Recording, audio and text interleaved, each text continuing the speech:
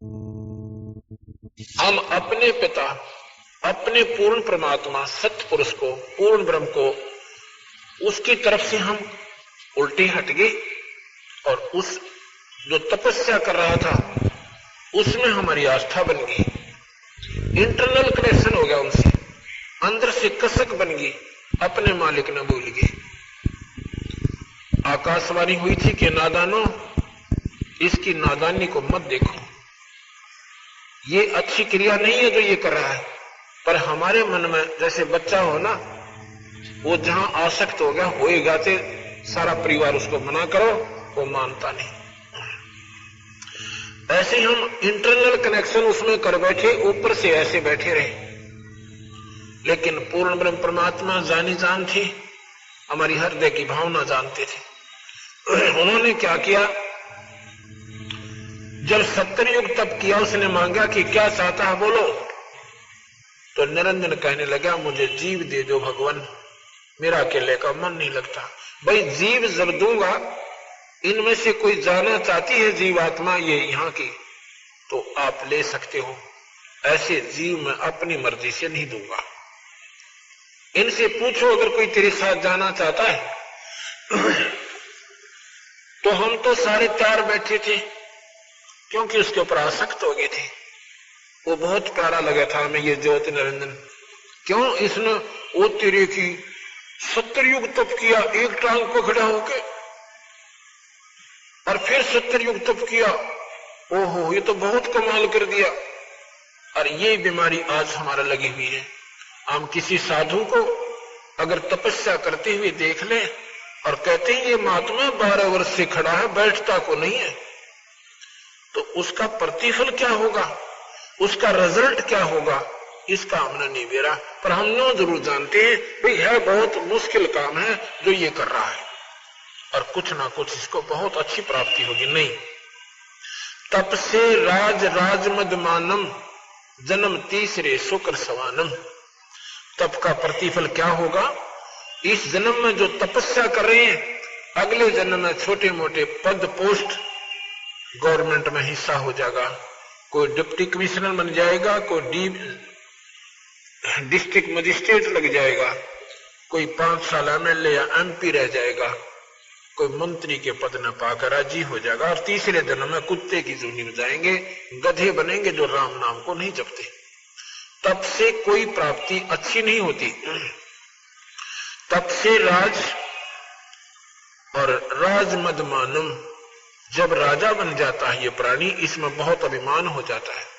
अभिमान वश इतने आंदस कर बैठता है कि फिर अगले जन्म में पशु दुनिया में चला जाता है, गधा और कुत्ता बन जाता है। ये मुक्ति का मार्ग तप नहीं है। लेकिन हमारे लिए तो एक महान काम नजर आया था कि वो तेरे की देखो तो ये कितने दिनों से खड़ा है। तो जी हम अपने मालिक न भूल गए, उस पूर्ण ब्रह्म परमात्मा जो सुख दाता है, जो दयालु भगवान है। हम इस ज्योति निरंजन की इस ड्रामेबाजी पर आसक्त हो गए। तो ये आया हमारे पास, हम तो पहले प्रसन्न थे, इसके ऊपर आसक्त हो रहे थे। इसने कहा कि तुम मेरे साथ चलोगे, वहां पर स्वर्ग बनाऊंगा, इसे बढ़िया बढ़िया हीरे पन्ने जड़ूंगा, और वहां पर बाग बगीचे बनाएंगे, मौज मारा करेंगे, बड़े खुश रहेंगे।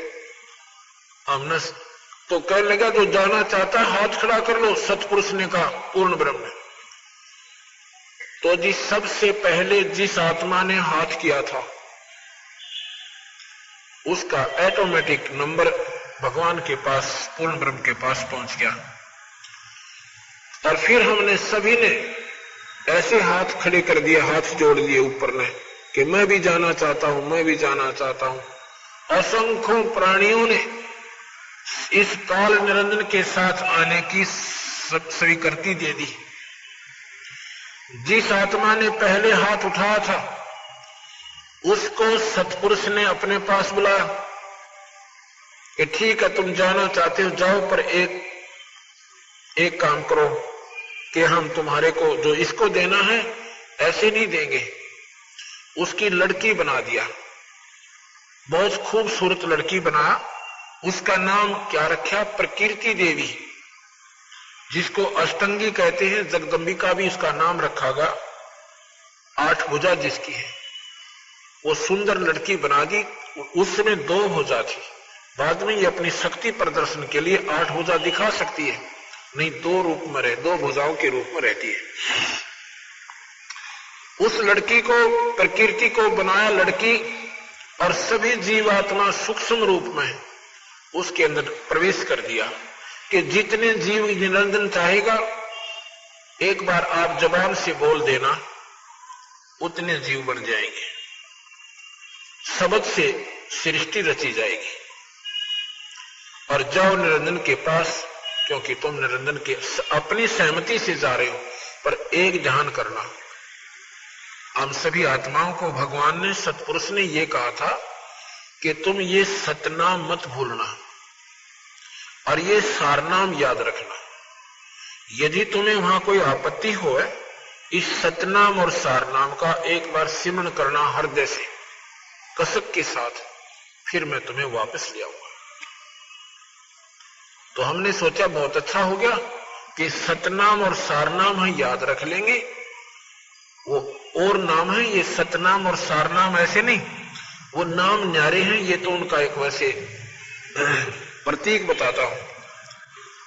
तो जी वो लड़की जो है इस काल निरंजन के पास, इसका नाम बाद में काल पड़ा, पहले ज्योत निरंजन था। ज्योत निरंजन के पास, ब्रह्म के पास वो लड़की लाकर छोड़ दी और कहा कि निरंजन, जितने जीव तू कहेगा ये लड़की एक बार मुंह से बोलेगी, उतने जीव बन जाएंगे। ऐसा कहकर के उसको ये लड़की दे दी गई। अकेली लड़की को पाकर इस ज्योत निरंजन के मन में एक विशेष विकार उत्पन्न हो गया। वो कामातुर हो गया और अपने आव भाव को बदलकर बुरी नजर से उस लड़की को देखने लगा। उसकी गंदी गतिविधि को देखकर माई ने कहा, इस लड़की ने कहा कि निरंजन मेरे पास सब शक्ति है, जितने जीव तो कहेगा मैं बना दूंगी, पर यह गंदी सृष्टि शुरू मत कर। पर नहीं माना, एक भी नहीं सुनी। इतना कामवश हो गया कि उस लड़की को जबरदस्ती करना चाहा। वो लड़की भी तो उसी बाप की बेटी थी, सूक्ष्म शरीर बनाया और उसके पेट में समा गई। वहां से पुकार की कि पिताजी, इस निरंजन ने मेरे साथ ऐसे ऐसे दुर्व्यवहार किया, मैंने अपनी इज्जत की रक्षा के लिए इसके पेट में शरण पाई है, मेरी रक्षा करो। अब कबीर साहब कहने लगे, यानी सतपुरुष कहने लगे, देखा ना ये कर दिए ड्रामे शुरू। उसने अपने पुत्र सहजदास से कहा कि जाओ उसके पेट से लड़की को निकाल दो और इस लड़की को इसको देकर 21 ब्रह्मांड समेत सतलोक से नीचे पटक दो। इस काल, इसका आज के बाद इसका नाम काल होगा। 1 लाख जीव रोज खाएगा, 1.25 लाख पैदा करेगा। ये ऐसी गलती का परिणाम इसको भोगना पड़ा और हम अपने पिता ने छोड़कर, अपने मालिक ने छोड़कर इस नकली पति के अंदर आस्था कर ली। अपने पति को भूल कर, उस सतपुरुष पूर्ण ब्रह्म को भूलकर हम इस नकली पति में आसक्त हो गए और इस नकली पति ने फिर हमारे लिए लड़की बनाई। 21 ब्रह्मांड समेत वहां से निकाल दिया और श्राप लग गया 1 लाख जीव रोज खाने का और 1.25 लाख उत्पन्न करने का। आज से तेरा नाम काल होगा। इस काल की 1000 भुजा है। 21 ब्रह्मांड को लेकर ये बहुत दूर आ गया और साथ में लड़की उसके पेट से निकाल कर दे दी, क्योंकि वो वचनबद्ध होकर दी थी और साथ में उसकी मर्जी से वो आई थी।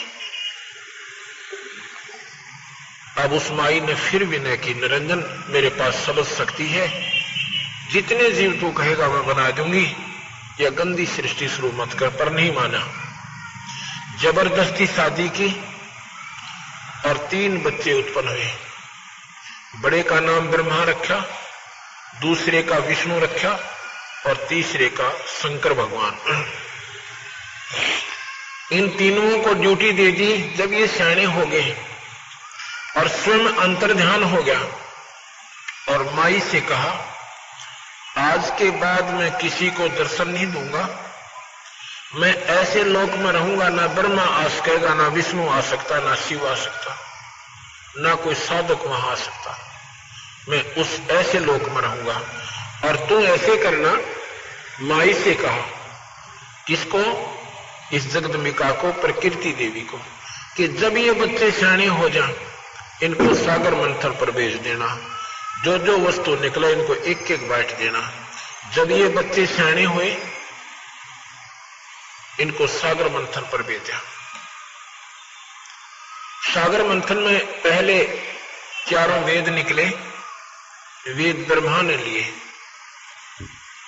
और उसने इनको पढ़ा।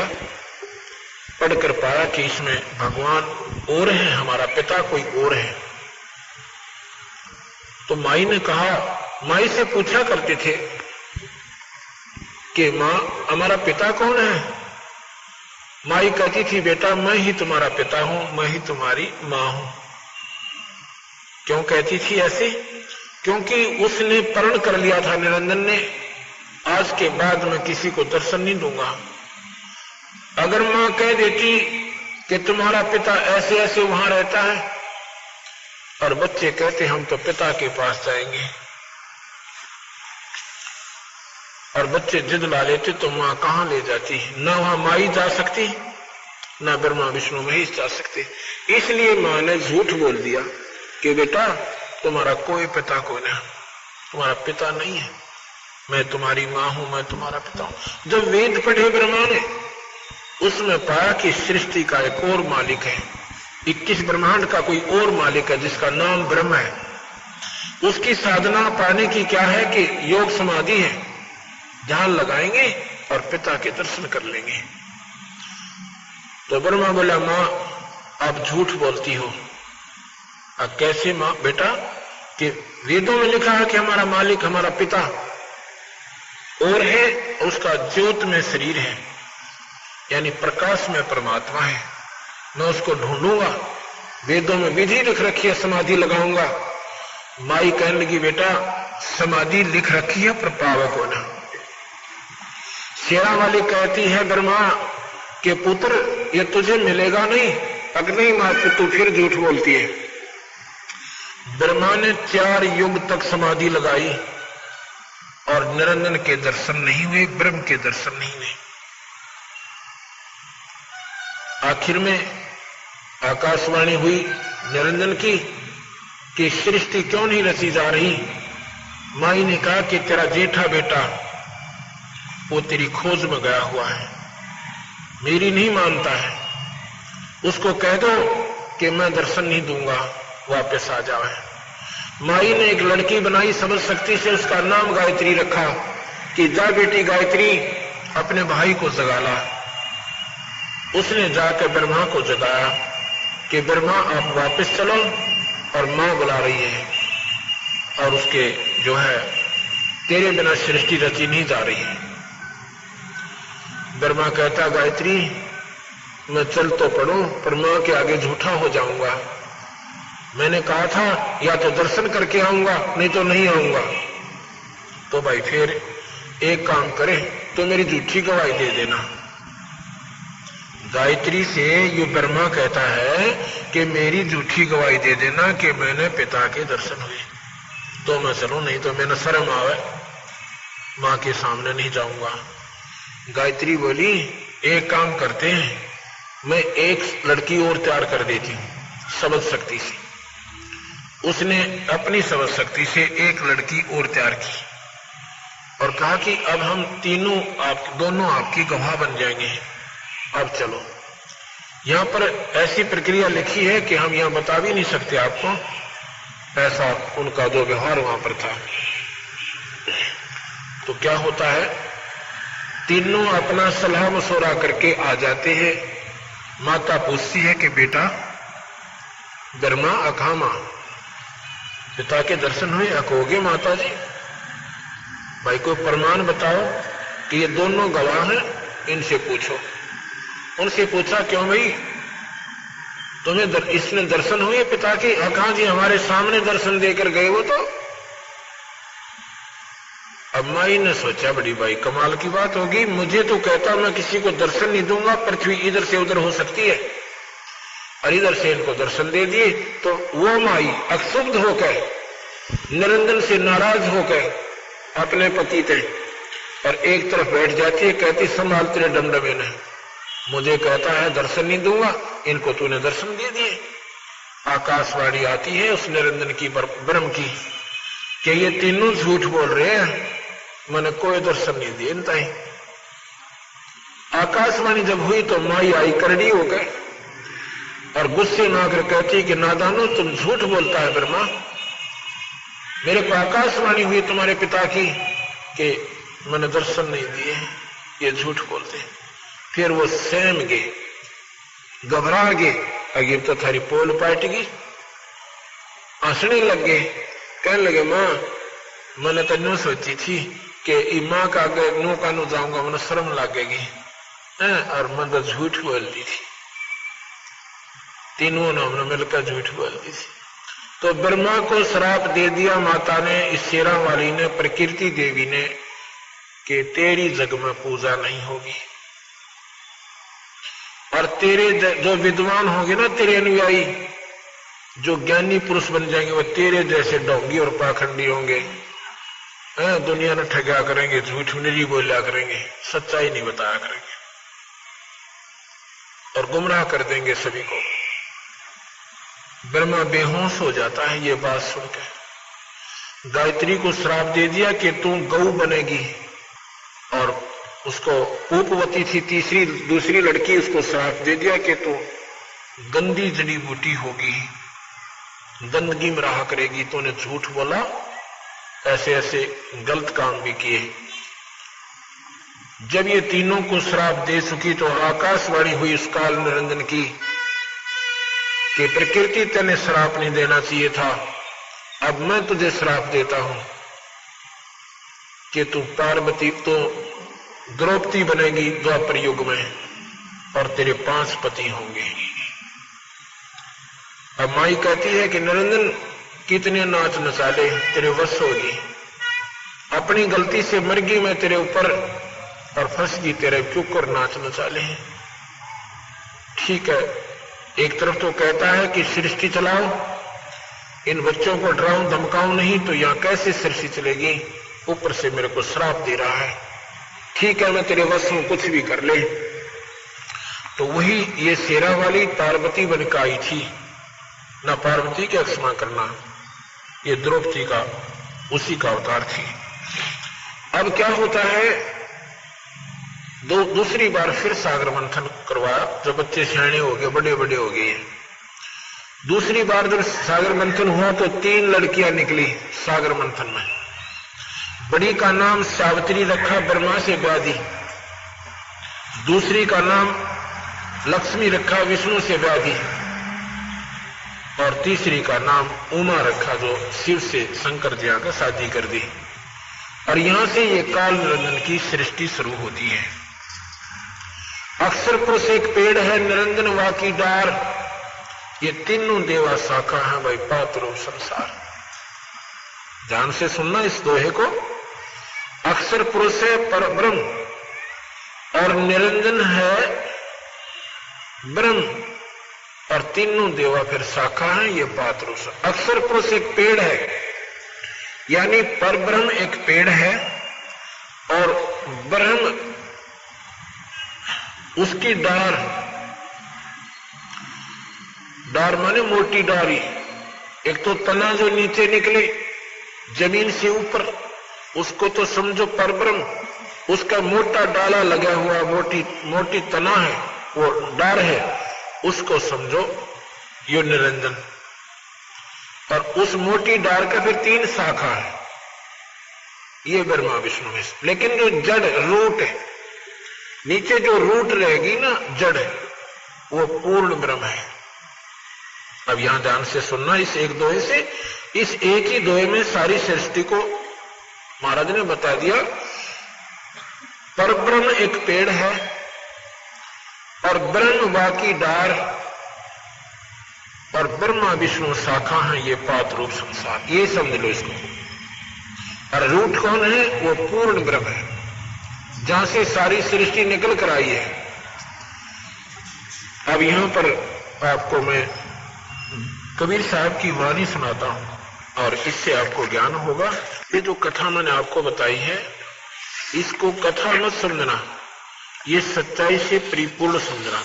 धर्मदास जी को कबीर साहब बताते हैं, धर्मदास ये जग बोराना, कोई न जाने पद निर्वाणा, यही कारण मैं कथा पसारा, जग से कहिए एक राम नियारा।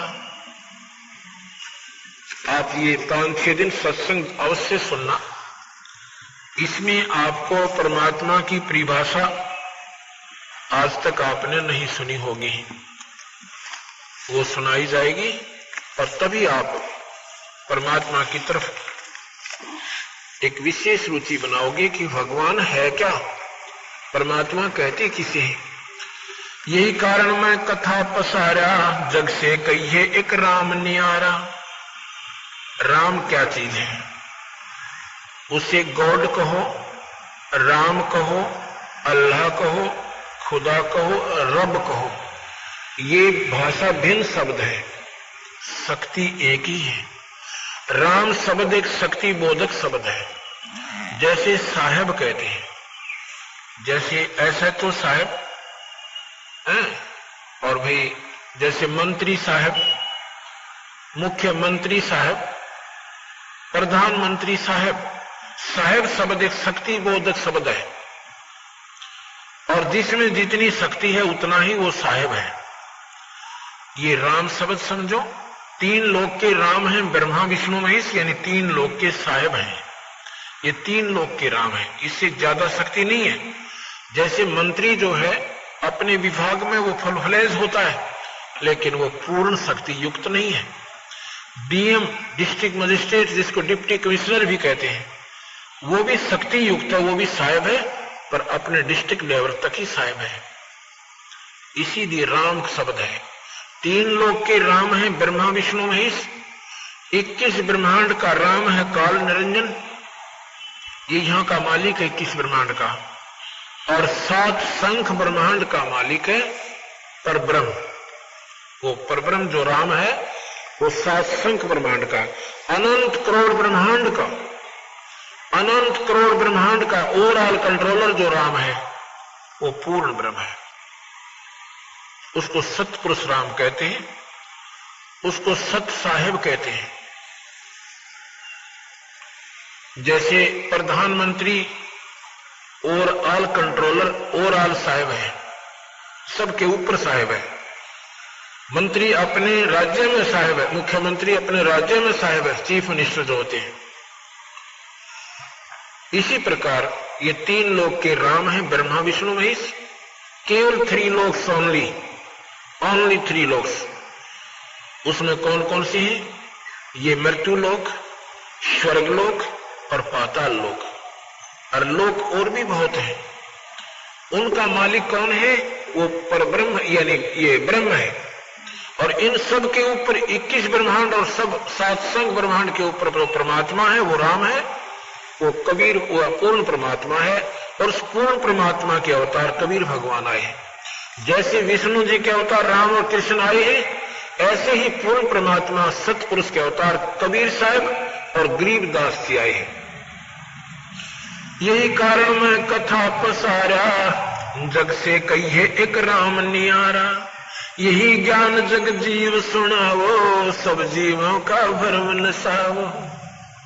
धर्मदास ये कथा सबको सुनाना।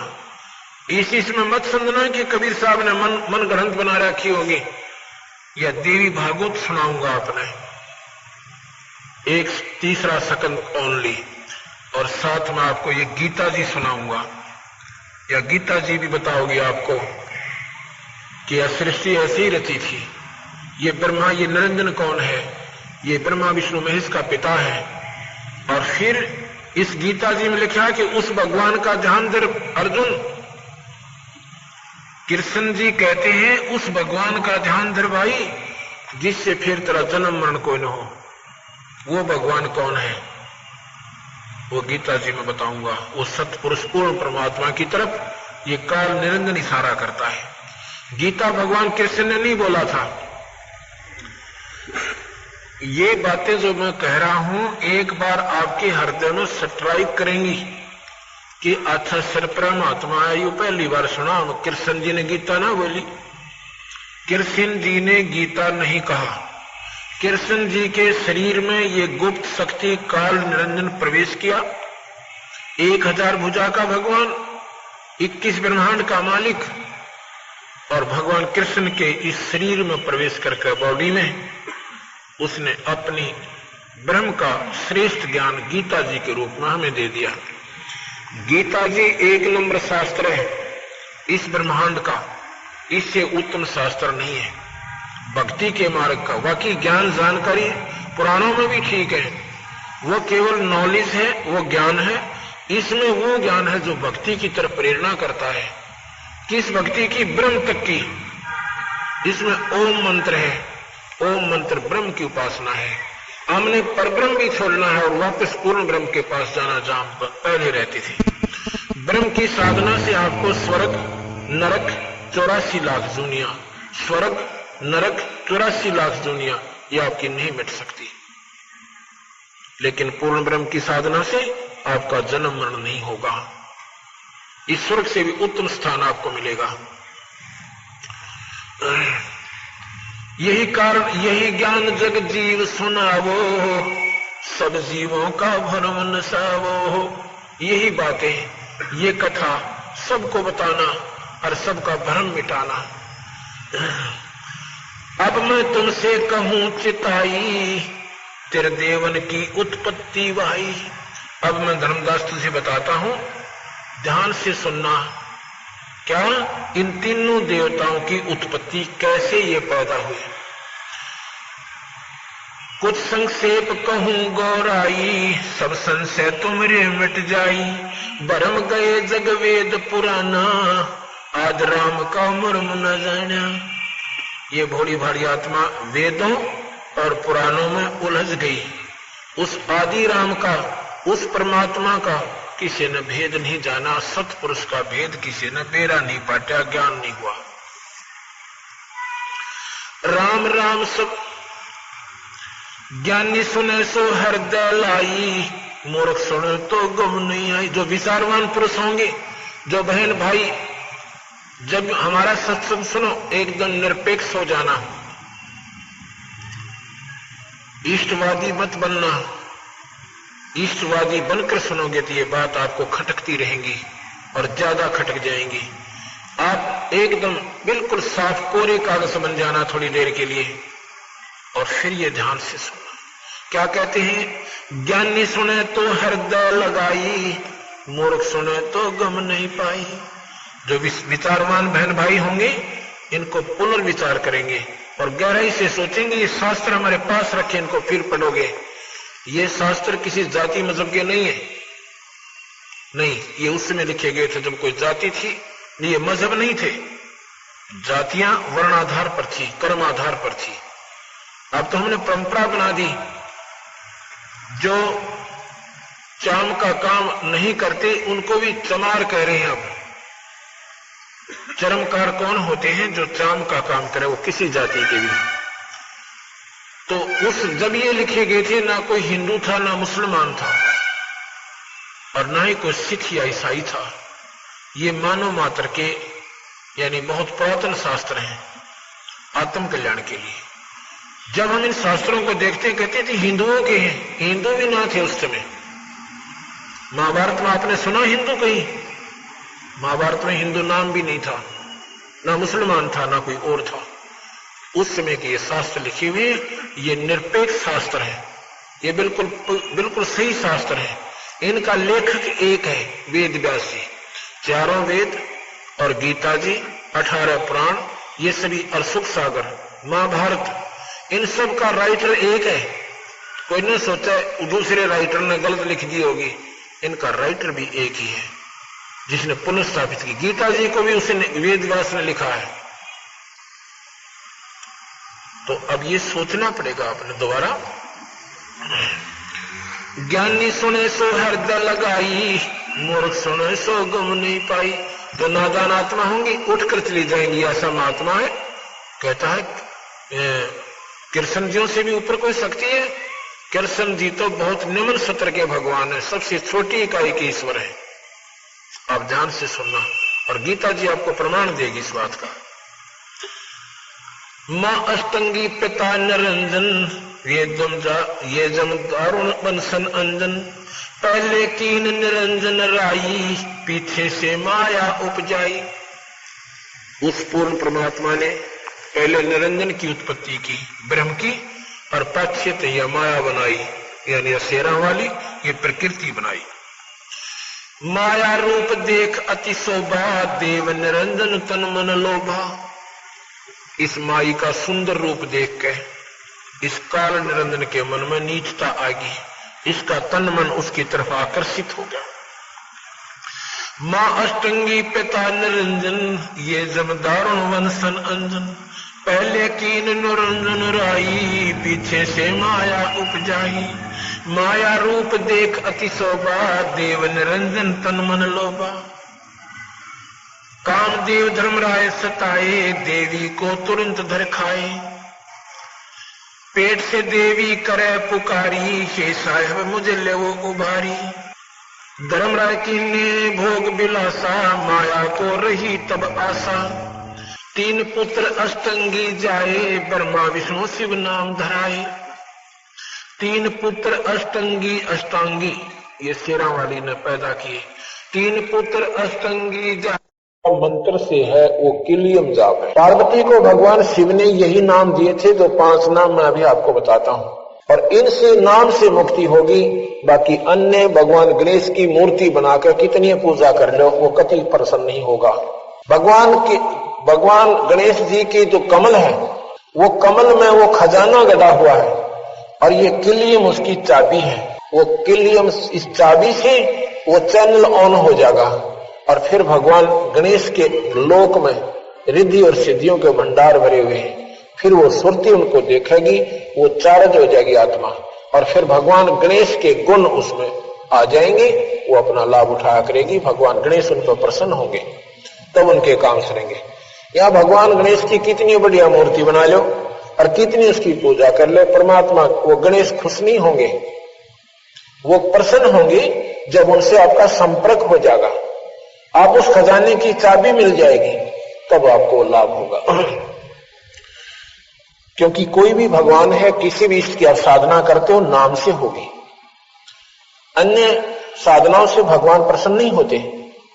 नहीं तो नाम दान की कोई भी महिमा नहीं होती, ना कोई जानता कि नाम भी कोई दान होता है। तो उसमें पार्वती को कहते हैं कि देखो, अब जैसे प्राणायाम किया, दोनों श्वास चल पड़े, आत्मा अंदर पहुंची, सुषुम्ना के माध्यम से एक नाड़ी जाती है, वो पहले मूल कमल में खुली जाके। अब कहते हैं देखो यहां पर इसमें गौरी आदि गणेश मनावो, किलियम किलियम जान लगावो। प्रथम मूल कमल को जानो, चतुर पंखड़ी लाल बखानो। 4 तो पंखड़ी है, लाल रंग है, और गणेश जी वहां पर देव रूप में विद्यमान है। आप देखो उसमें, जब भगवान गणेश के ओरिजिनल दर्शन करो, मूर्ति के दर्शन से कुछ नहीं होना। आगे बताते हैं, इसके बाद पार्वती को कह रहे हैं कि दिखा तूने, यहां पर भगवान गणेश दिखाई दे रहे हैं। अखां जी, क्योंकि वो मंत्र जो किलियम जाप दिया, उसने उसको उस चैनल को ऑन कर दिया, और पार्वती कह रही हां जी, अंदर जा रही है अपने शरीर में और कह रही है हां जी। आगे कहते हैं, दूजे स्वाद चक्र को देखो, श्वेतवर रंग शरत विवेको। उसके 2 उंगल ऊपर एक स्वाद चक्र है, उसकी 6 पंखड़ियां हैं, कमल के फूल जैसी उसकी आकृति है। उसमें कौन है? सावित्री और ब्रह्मा का वास है, उसका ओम मंत्र है। दूजे स्वाद चक्र को देखो, श्वेत वर्ण रंग स्वरूप विवेको, उसका सफेद रंग है। सट पंखड़ी पीत परेवा, जहां बसत कम द्रप देवा, तावा हरा हर धुन होई, तावा नाम सुमरियो सोई। अब तुम सुनो अब तुम सुनो स्वाद चक्र सुर तालम, जाम ओम मंत्र कमालम। उस स्वाद चक्र का ओम मंत्र है और इस ओम मंत्र से वह स्वाद चक्र खुल जाता है। भगवान पार्वती और ना भगवान ब्रह्मा और सावित्री के आपको दर्शन होंगे और उस स्थान को आप देख करके फिर आगे चलिए, जहां पर ब्रह्मा और सावित्री बैठे हैं। जावा सट पंखड़ी राजे, ब्रह्मा सावित्री जहां साजे, ऊपर मनसा कमल मुरारी, जावा विष्णु नाथ त्रिपुरारी। जावा अष्ट पंखड़ी राजे, जावा लक्ष्मी शक्ति विराजे, तावा हरियम हरियम गाजे। उस स्वाद चक्र के ऊपर नाभि कमल आता है। नाभि कमल, ये सुंडी जो होती है इसके बिल्कुल पीछे नाभि और रीढ़ की हड्डी के अंदर, वहां पर कहते हैं, बता रहे हैं कि भगवान विष्णु जी का वो कमल है, उसकी 8 पंखड़ियां हैं और उसका के मंत्र है हरियम, उसकी चाबी है। ये मंत्र जाप करो, ये कमल ऑन हो जाएगा, यानी ये चैनल ऑन हो जाएगा और आपने दिखाई देगा वहां पर भगवान विष्णु और लक्ष्मी। और फिर देखना, ये हर मनुष्य में यही है, हर स्त्री में यही है। मानव शरीर परमात्मा पाने के लिए बहन और भाइयों के लिए भगवान ने खुली छुट्टी दे रखी। इसमें कोई स्त्री पुरुष में कोई भिन्नता नहीं है। जो चैनल हमारे लगे हुए हैं ये सब समान है, इसमें जाति और मजहब से कोई संपर्क नहीं। तो इनको जो हम देख ले, ना तो मजहब दो बने, ना भक्ति न्यारी रहे। कोई साधना बताता है, कोई साधना बताता है। ये हमारी मनमुखी साधना है, जिन्होंने इस शरीर को ढूंढा नहीं और इस शास्त्रों को खोजा नहीं। जब ये शास्त्र और हमारे अंदर के कमल एक मिल जाएंगे फिर हमारी भक्ति श्रेष्ठ है और हम अपना सही मार्ग पर चल रहे हैं। तो यहां पर क्या बता रहे हैं, विष्णु जी का कमल है जिसकी 8 पंखड़ियां हैं और उसका हरियम मंत्र है। उस हरियम मंत्र से वो कमल खिल जाएगा। ये कमल क्या है, जैसे आपने देखा होगा ना, ब्लेडर होता है, ब्लेडर जो बच्चे गेंद खेलते हैं, वो हवा रहित जब होता है, वायु नहीं होती तो चिपक जाता है। ऐसे वो पंखड़ियां चिपकी हुई है। ये जिनकी भक्ति नहीं बनी हुई, ये पंखड़ियां हर कमल की ऐसे बुसी पड़ी हैं, ऐसे चिपकी हुई है। इस नाम के जापते उनमें हवा भरी जाती है। अधिक नाम जाप करना पड़ेगा तो वो धीरे धीरे धीरे धीरे ऐसे खिल जाएंगी और बिल्कुल ऐसे कमल बन जाएगा। जब वो खिल जाएंगे तो उनके बीच में एक बहुत टिकारी सी होती है, एक सुई की नोक टिक ऐसी एक रोशनी सी निकलेगी। फिर ये आत्मा रोशनी को जल्दी कैच करती है, उस रोशनी के ऊपर इतनी ध्यान देती है कि एकदम दूरबीन सी बन जाती है और उस कमल के अंदर हो रही सब प्रक्रिया उस हंस को सामने दिखाई देती है। उस लोक में भगवान विष्णु दिखेंगे और साथ में लक्ष्मी मां दिखेगी और फिर आपको उस नाम की कमाई से वो कमल खिल जाएगा और आपके भगवान विष्णु की प्राप्ति होगी। ऐसे तुम स्थान उस लोक में स्थायी स्थान पाओगे। उसके बाद क्या बताते हैं कि यहां हृदय कमल है। ये दोनों सतनों के जो निशान हैं इनके पैरेलल आ जाइए यहां और बिल्कुल बैकबोन के पीछे, तो वहां पर हृदय कमल है। ये दिल नहीं, एक कमल है न्यारा, हृदय माने बीच में, मध्य। उसमें 12 पंखड़ी का एक अंतड़ियों की बनी हुई कमल के फूल की आकृति है, उसकी 12 पंखड़ियां यानी पतियां हैं और उसमें सोहम मंत्र है उसका। उस सोहम नाम से वो खिल जाता है और खुल जाता है, चैनल ऑन हो जाता है। भगवान शिव के लोक की पार्वती और शिव आपने दिखाई देंगे और फिर आपकी भक्ति उस लोक की प्रफुल्लित हो जाएगी। ऊपर अब सुनो, हृदय कमल कमालम झामा द्वादश दल का ख्यालम। अब तुम हृदय कमल कमालम, उस हृदय कमल को के कमाल दिखाता हूं, उसके अंदर हो रहे खेल दिखाता हूं। उसमें द्वादश दल का ख्यालम, द्वादश माने 12 कमलों का एक फूल है। जावा शिव शक्ति बिराजे सोहम नाद अनंत धुन गाजे।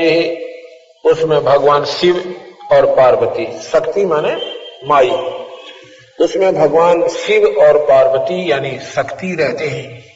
उनका सोहम जाप है, इस जाप से वो कमल खिल जाएगा और आपको भगवान शिव के लाभ प्राप्त होने शुरू हो जाएंगे। ऊपर सोटस कमल समूला जावा नाम श्री रंग तुला। अब देखो, ये कंठ कमल है, ये कंठ है हमारा, इसके पीछे, इसके सामने और जहां पर ये रीढ़ की हड्डी बैंड होती है थोड़ी सी ऐसे ऊपर आके, वहां पर एक ऐसा चौड़ा सा स्थान है, उसमें 16 पंखड़ी का कमल है। उसमें ये सेना वाली माया, आदि माया, अष्टंगी, आदि भवानी, ये इसका कमल है। इसका सीरियम जाप है, सीरियम, और सीरियम जाप से ये कमल, ये चैनल खुल जाता है और उस माई का जो भी वहां पर आपको दिखाई देगा वो स्वयं देखने से ही बनेगा। दो दल कमल परेखा ध्यानो, दो दल कमल परेखो ध्याना, ब्रह्मरंद्र की घाटी जाना, बंकापुर बंकी है नगरी, घाट बाट कुछ पंथ न डगरी।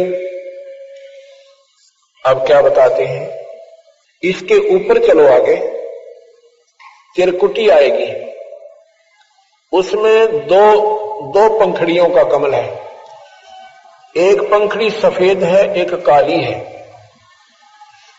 यहां से ऊपर एक और नाम चलता है, उसको सत्य नाम कहते हैं। वो फिर आपको त्रिकुटी से ऊपर आगे लेके जाएगा। उसके बाद क्या है, यहां पर एक 1000 पंखड़ी का कमल है। ये जो शिखा है ना, शिखा, चोटी जिसे कहते हैं, इसके नीचे 1000 पंखड़ियों का एक कमल बना हुआ है। उसमें निरंजन भगवान रहते हैं, ज्योति निरंजन, जिसको निरंकार ईश्वर कहते हैं, जिसको प्रकाश में परमात्मा कहते हैं, जिसे ब्रह्म कहते हैं। और उनका जो, उनको प्राप्ति क्या है, उसकी विधि न्यारी है। यहां तक तो ये कमल इन मंत्रों से खुल जाएंगे। उसके बाद एक श्वास का सिमरण होता है, उस श्वास के सिमरण से हम उस निरंजन के लोक में पहुंचेंगे। ये यहां के पंतांजलि योग दर्शन, वशिष्ठ योग, इसमें केवल सहस्रार कमल तक के मार्ग तक का ही मार्गदर्शन है। अब हमारा यहां से मार्ग और ऊपर को शुरू होता है, क्योंकि ये ब्रह्म तक की प्राप्ति का साधन है। हमने ब्रह्म को छोड़ पार ब्रह्म, और पार ब्रह्म को छोड़ हमने पूर्ण ब्रह्म को प्राप्त करना है। आपने 3 नाम सुने होंगे, ब्रह्म सुना होगा, आपने परब्रह्म भी सुना होगा, आपने पूर्ण ब्रह्म भी सुना होगा। अब यहां से हमारा जो कबीर भगवान का, कबीर साहब का जो मत है, अब यहां से आगे शुरू होता है। पार्वती ने सहस्रार कमल तक की उपलब्धि की, इन 5 नामों का जाप किया, उनको चौथी मुक्ति प्राप्त हुई। जब तक भगवान शिव रहेंगे, पार्वती उनके साथ रहेगी, अब मरेगी नहीं। लेकिन एक समय आएगा कि भगवान शिव भी मरेंगे और पार्वती भी मरेगी। वो कब आएगा, जब कल्प का अंत होगा। गीता जी में लिखा है कि अर्जुन जब ये कल्प अंत होगा, ना ब्रह्मा रहे, ना विष्णु रहे, ना शिव रहे, और ना इनके ये लोक रहे, ना स्वर्ग रहे, केवल उस टाइम एक ब्रह्मलोक रहेगा।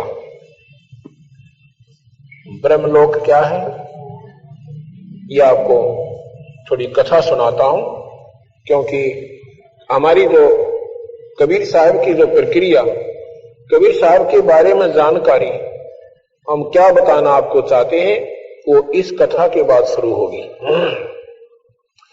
जब तक हमारे आपने ये कथा याद नहीं होगी जो मैं अब सुनाने जा रहा हूं, तब तक आप ABCD कबीर साहब के बारे में नहीं जान सकते। इस कथा को मैं रोजाना सुनाऊंगा 5-6 दिन, क्योंकि ये इस कथा के बिना हमारे सारे शास्त्र अधूरे हैं, इनकम्प्लीट हैं। आपने विष्णु पुराण पढ़ा हो, उसमें लिखा है कि विष्णु सर्वशक्तिमान है और विष्णु जी से ही ब्रह्मा और शिव की उत्पत्ति हुई है। अगर नहीं पढ़ा हो तो ये मेरे पास रखा है, इसको पढ़ सकते हो। अच्छा, फिर शिव पुराण में क्या लिखा है कि भगवान शिव से, ये शिव महापुराण है, भगवान शिव से ब्रह्मा और विष्णु की उत्पत्ति हुई। आप देखना मैं क्या कहना चाहूं।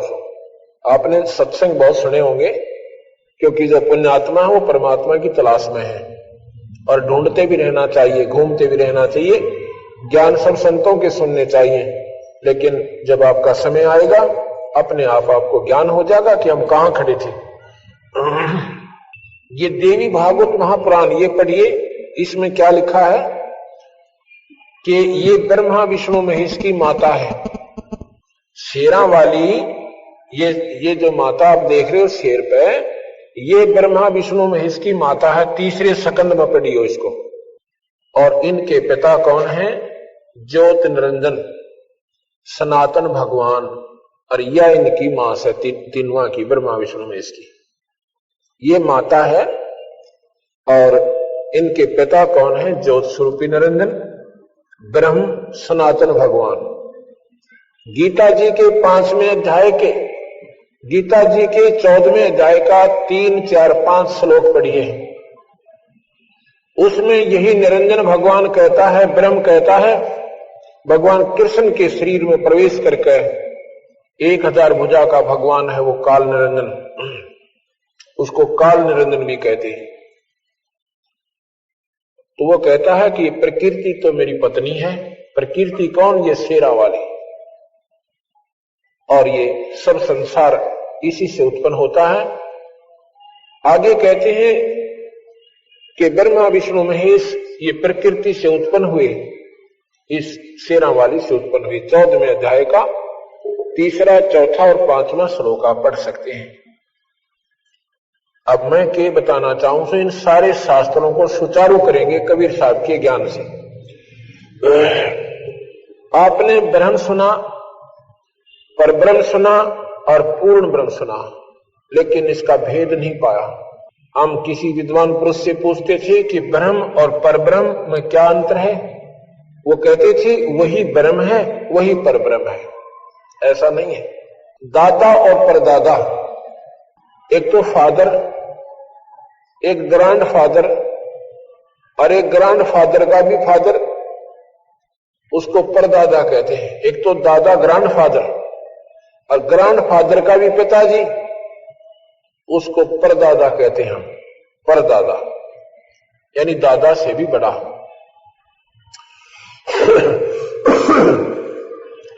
ब्रह्म और परब्रह्म और पूर्ण ब्रह्म, ये 3 परमात्मा है, ये 3 भगवान है। ब्रह्म 21 ब्रह्मांड में इसकी प्रभुता है। इस ब्रह्म के 3 बेटे हैं, ब्रह्मा विष्णु महेश। इन तीनों को 3 लोक का राज्य दे रखा है। 3 लोक के अंदर इनकी प्रभुता है। ब्रह्मा शरीर बनाता है, विष्णु पालता है और शिव जी संहार कर देता है। ये काहे को, ऐसा क्यों करते हैं ये नहीं मालूम, हम बताएंगे। एक समय की बात है, एक धर्मदास नाम के सेठ थे। वो भी जैसे हम अपनी साधनाओं पर आरूढ़ हैं, वो भी ऐसे आरूढ़ थे। राम और कृष्ण के तगड़े उपासक थे, उपवास रखते थे, एकादशी का व्रत रखते थे, तीर्थों पर घूम कर अपनी मुक्ति चाहते थे। सौभाग्यवश एक दिन कबीर भगवान उन्हें मिल जाते हैं। सतगुरु कबीर भगवान आकर उस नादान आत्मा को कहते हैं कि जो तू साधना कर रहा है तो असंख्यों बार कर चुका भाई, कभी स्वर्ग चलाएगा, कभी नरक चलाएगा, कभी 84 में धक्के खाए, कि तुम्हारा जन्म मरण नहीं मिट पाया। उसने पूछा भगवान फिर कहानी किस हिसाब से, वो समझाइए। कबीर साहब बताते हैं कि हम सभी आत्मा पहले सतलोक रहते थे। सतलोक पूर्ण ब्रह्म परमात्मा का स्थान है। सतलोक सतपुरुष पूर्ण ब्रह्म, उस पूर्ण ब्रह्म का स्थान है। हम सभी आत्माएं वहां रहती थी। ये कुछ भी नहीं था। अभी आपने आरती में सुना है कि अदली आरती अदल पठाऊं, युगन युगन का लेखा ल्याऊं। भगवान कबीर साहब गरीबदास जी से कबीर साहब से पूछा कि भगवान फिर हमें पूर्ण विवरण दीजिए। तो उसमें क्या बताते हैं कि अदली आरती अदल पठाऊं और युगन युगन का लेखा ल्याऊं। जा दिन ना थे पिंड नहीं प्राणा, नहीं पानी पौन जमी असमाना। कच्छ मच कूरम ना काया, और चंद सूरज ने दीप बनाया। शेष महेश गणेश ना ब्रह्मा, नारद सारद ना विश्वकर्मा। सिद्ध 84 ना 3300, 9 अवतार नहीं 2400। ये 5 तत्व ना ही गुण तीना, नाद बिंद ना ही घट सीना। चित्रगुप्त ना कर्तरंबाजी, धर्म राय ना पंडित काजी। जब कुछ भी नहीं था यहां पर, ना ये ब्रह्मा था, ना विष्णु था, ना शिव था, ना ही ये लोग थे, ना ये 5 तत्व से जिससे सारी सृष्टि बनाई गई। तो उसमें क्या था, जा दिन ढूंढो कार अनंत युग बीते, ढूंढो कार अनंत युग बीते। अनंत युग ढूंढो कार में चले गए। जा दिन कागज कहो किन जीते।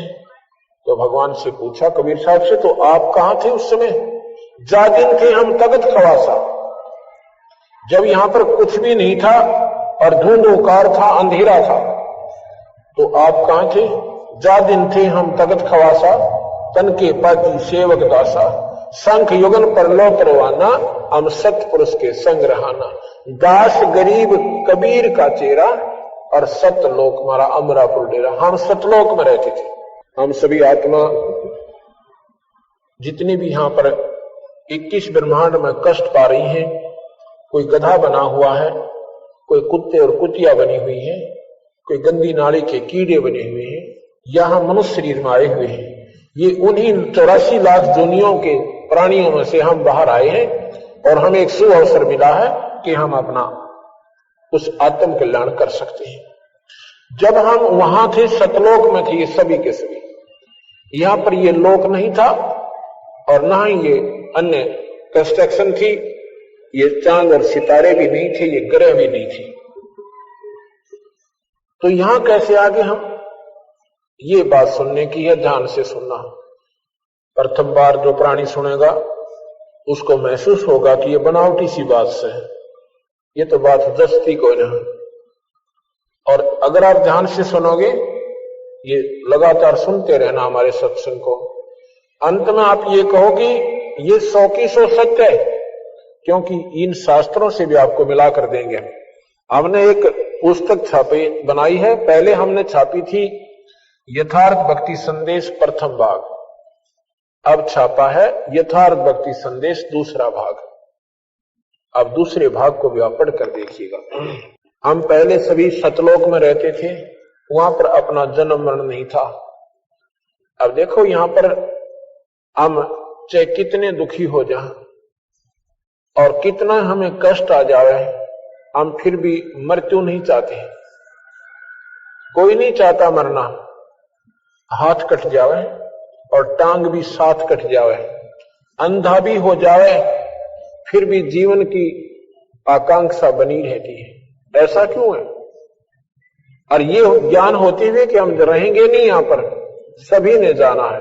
उसके अलावा उसके उपरांत भी हम मरना नहीं चाह रहे। ये क्या कारण है? इसका कारण है कि हम सतलोक से आए थे। सतलोक में हम मरते नहीं थे, वहां पर मृत्यु नहीं है प्राणी की। यहां पर मृत्यु निश्चित है, इसलिए इसको मृत मंडल कहते हैं, इसको मृत्यु लोक कहते हैं, इस पृथ्वी लोक को। अब मुझे हमें वो बातें याद से कि हम मरते नहीं थे, अब मर क्यों रहे हैं, हमें ये अनहोनी सी लगती है। इसलिए हम मरना नहीं चाहते और अपनी अंतिम सांस तक चाहे पैसे से अर्चे जदाद बेचकर अपने प्राणों की रक्षा करना चाहते हैं, अगर हो जाता है। ऐसा क्यों करते हैं कि हम वो हमारे कसक बकाया है कि हम मरते नहीं थे और कहां मर रहे, कहां फंस गए, अब मर क्यों रहे।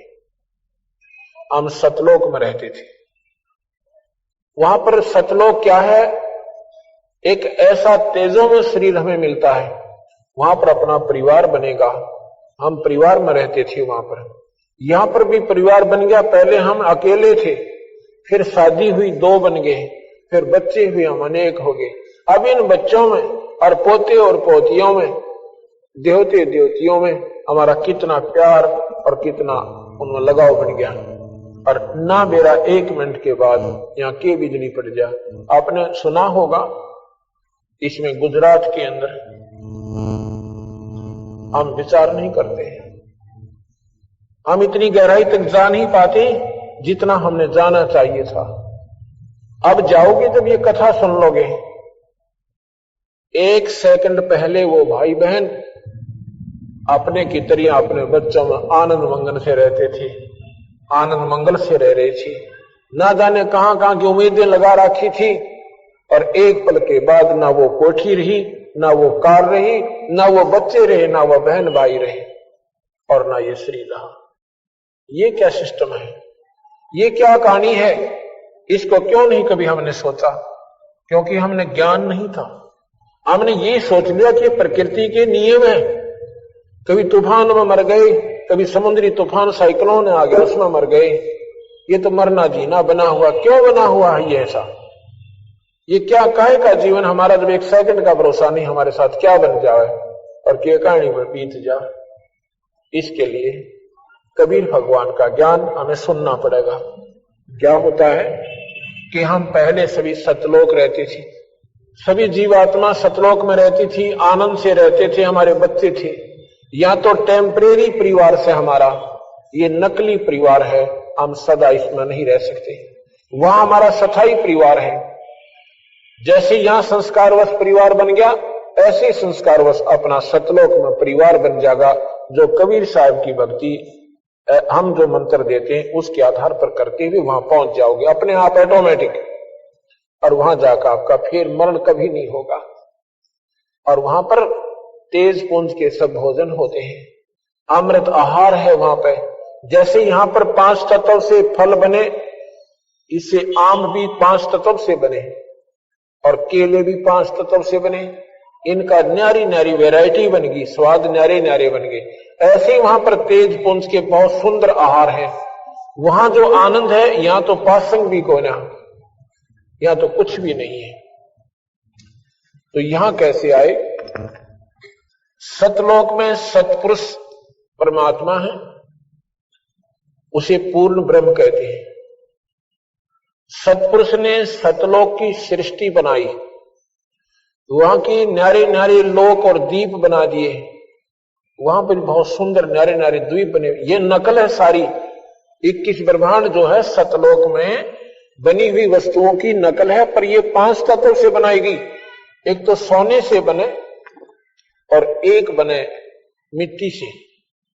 इतना अंतर समझ लीजिए, ये 5 तत्व मिट्टी है और सतलोक सोना है।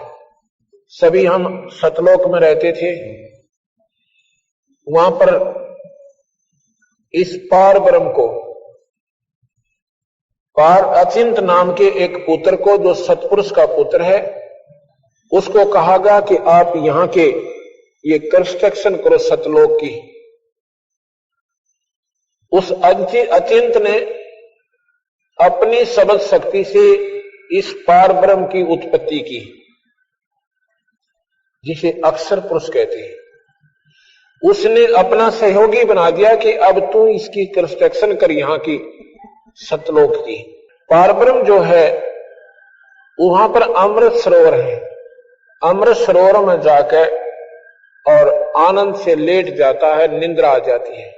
और काफी वर्षों तक सृष्टि वहां लोक नहीं रचे जा रहे हैं सतलोक के। तो पता चला, सतपुरुष ने कहा कि वो चिंत खड़ा हो, आवाज नहीं सुनी।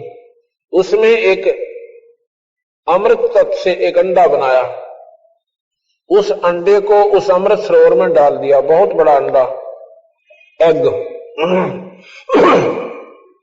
और जब वो अमृत में उस सरोवर में जा रहा है गड़गड़ गड़गड़ करता हुआ, तो पार ब्रह्म की आंखें खुल जाती हैं, निंद्रा भंग हो जाती है। जब निंद्रा भंग होती है, इंसान एक कोपित नजर से देखता है। जो कच्ची नींद उठ जाते हैं, कच्ची निद्रा भंग होती है तो कुछ क्रोध से सा होता है।